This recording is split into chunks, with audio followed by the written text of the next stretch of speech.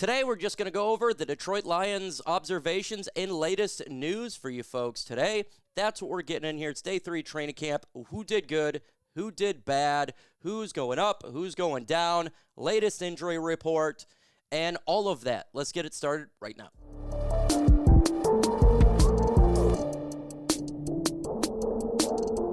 If you're a fan of the Lions, you need to subscribe to the channel. Why is that? Because that's all we do in here. It's Lions Talk by Chat Sports. It's self-explanatory. We're in training camp right now, and it's all the way full go for this regular season. Let's get into first injury update. Michael Badgley is done for the year. He received a significant injury to his leg.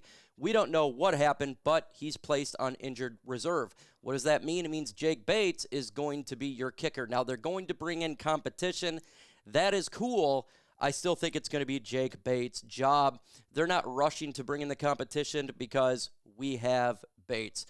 Marcus Davenport, practice limited, so that's there. DJ Reader was still dealing, they're slowly acclimating him back to practice.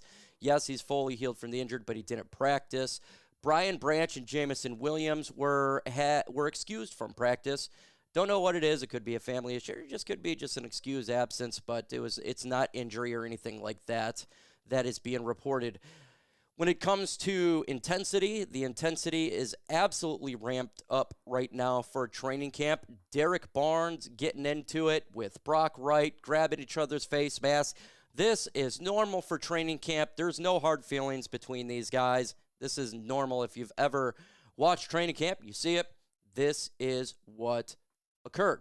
Again, if you haven't done so, go ahead and subscribe to the channel. It's really easy to do so. You just hit that subscribe button, and you are good to go for sure. So that's what we got from that front. Let's go ahead and talk about the offense. Jared Goff looked sharp. He was hitting all the targets. Even with Jamison Williams not playing, he threw a nice one to Mr. Reynolds there. Got a touchdown. He was doing darts to Brock Wright.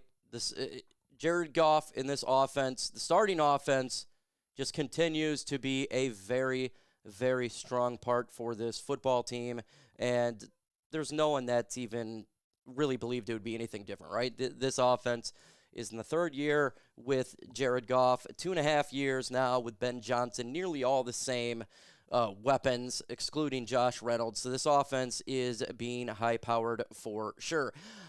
When you go on the other side, we're going to talk about the defense. It looks like that the secondary, and they're starting to learn from their mistakes, and that's a really, really good thing. They were getting the job done. Terrion Arnold and Carlton Davis they made a mistake yesterday. At least Terrion Arnold, he made a mistake yesterday, result in a burn. It didn't happen today. He learned from it 100% and stopped it. And this is the importance about the secondary, is learning from the mistakes that you do and get better each single practice. We're talking about a rookie in Terrion Arnold, and that's what's going to occur. From what I'm hearing, it's only a matter of time before Terrion Arnold is going to be the number one cornerback because he's so intelligent, able to learn from previous mistake and correct it, and that's what we've seen here occur. So huge shout out to Terrion Arnold getting it done.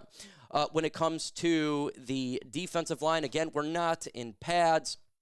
We could talk about who's in and who's out in the first, second, third string, but it's sometimes it's a little bit hard to get in there and understand it and get it done. Let's get into Hendon Hooker here. Hendon Hooker, he had a mixed bag. He was with the twos.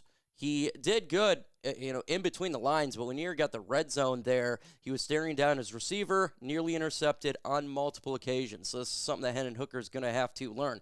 You cannot stare down the receiver in the National Football League because when that occurs, you're talking about a failure on all fronts because we can't do that.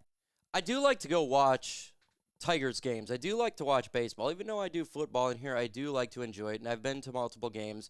And I told you before, when I purchased tickets, I did it the wrong way, and the result resulted me spending a little bit more money, and I just don't want to do that. And that's why you need to get Game Time.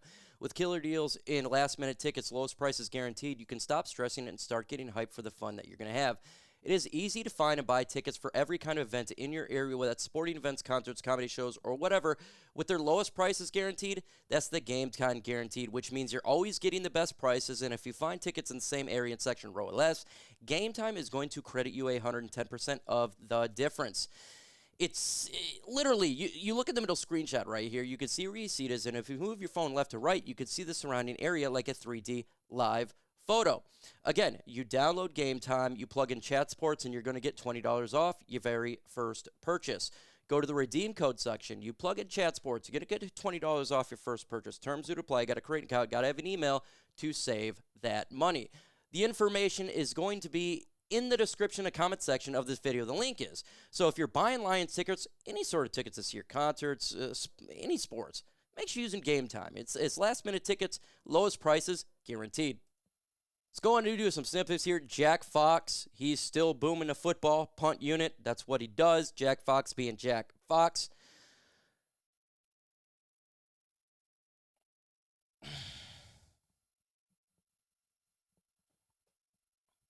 St. Brown receiving a touchdown from Jared Goff, continuing to break.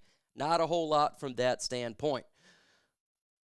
All in all, it looked like it was a really good practice. It looked like everybody's getting the work in. People are starting to correct it, and we're just going to keep going on. I don't have a lot of time today, so it had to be a smaller video, so I do apologize for that. With that said, so far, so good. All in all, everything's going in the right direction, and from my perspective, and everything is going good. Make sure you subscribe to the channel, hit that notification bell. With that said, folks, audio.